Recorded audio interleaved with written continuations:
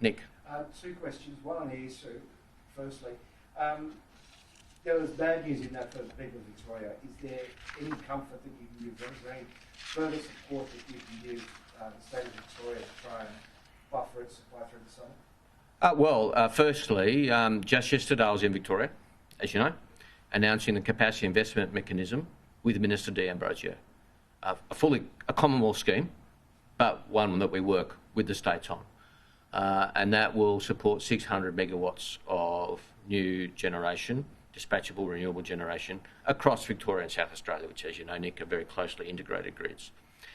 So we're already doing all that. Victoria is a participant in our Capacity and Connections Committee. Minister D'Ambrosio and I have spoken several times over the last few days, including yesterday and today. And of course, we continue to provide whatever support we can. But, the sorts of commentary we see in this issue aren't entirely new. You've seen similar commentary in issues going back to 2017. Difference is this government listens and is investing and is working with governments like Victoria. Previous government, the Abbott, Turnbull, Morrison, Truss, Joyce, McCormack, Joyce government had 22 energy policies. Almost as many prime ministers as energy policies. Couldn't land one and ignored these reports. We have a much more stable approach on all fronts. Just to go to Snowy. I'll just let Nick continue and then I'll come to you here.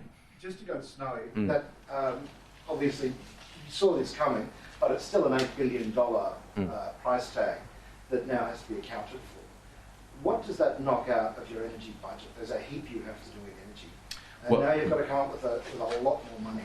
Well, with respect, Nick, there's different budgetary processes and treatment. Some, without going into too much detail, some will be absorbed by Snowy Hydro itself. There are a range of options available to government which we will work through with Snowy to ensure their capitalisation and their continued appropriate credit rating, which is important.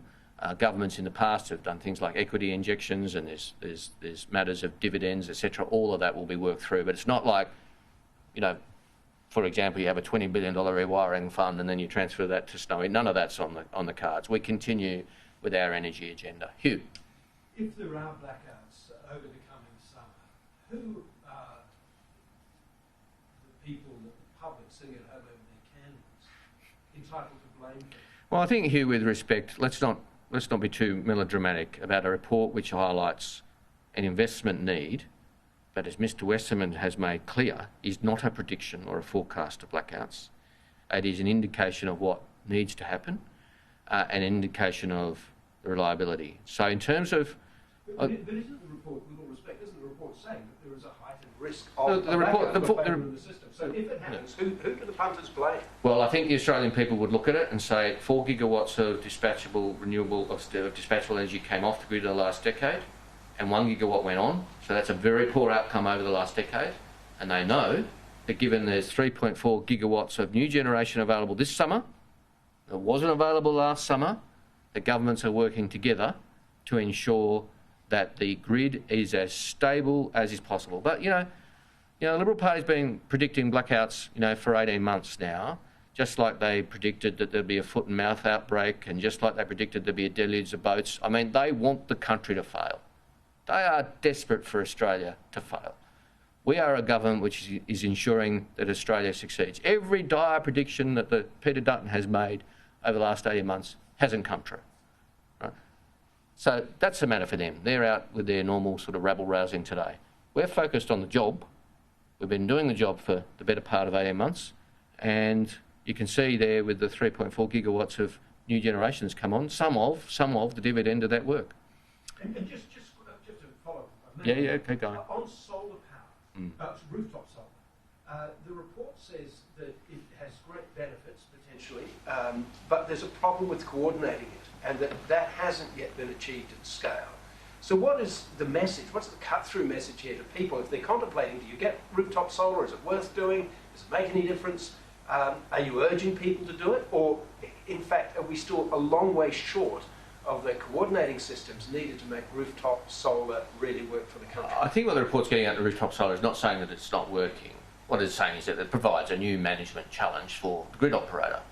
And a lot of it happens, obviously, by definition, behind the meter, so they don't always have full visibility of everything that's happening. But solar is a very important part of our energy mix now. It's very, very useful.